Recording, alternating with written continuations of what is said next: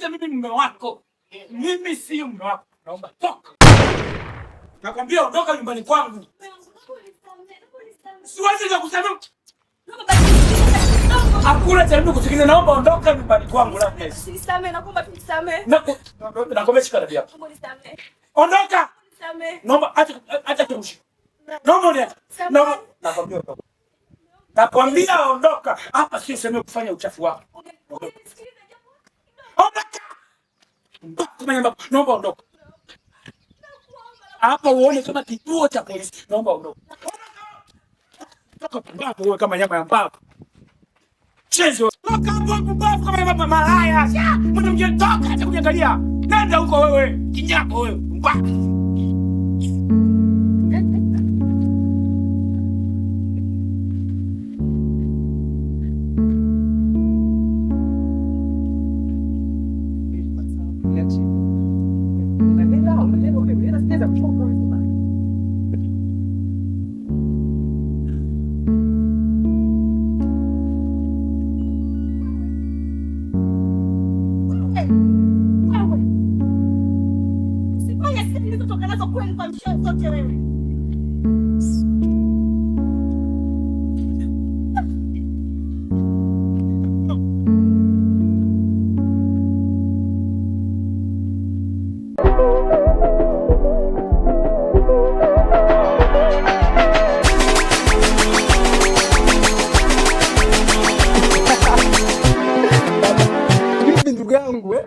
Nilikwambia mama achie mimi. Unaona matokeo yake? Takupiga bonge la mbao. Kwa hapo kuna kinachofurahisha.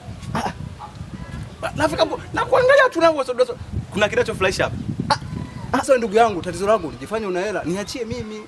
Mzee wa mipango ukaenda. Umeona sasa amekupiga kofi. Na hapo ilikuwa nusu la kuue kabisa. Cheki, maskini. Yaani wewe inabidi tukupeleke hospitali kabisa. Cheki mikono. Na yule mwanamke si wa kawaida. Ona maana mwanaume mwenyewe alivyo. Inaonekana mwanamke na yuko vizuri.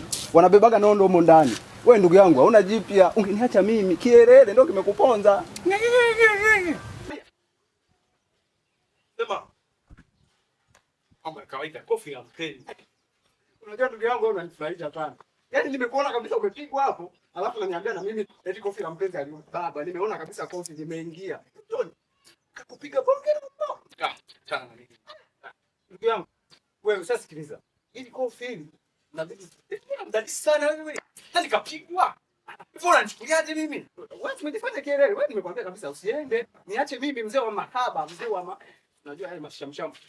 Wewe, ya umesha hebu nisikilize. Niache. Umesha. Nilie sasa nataka nilie.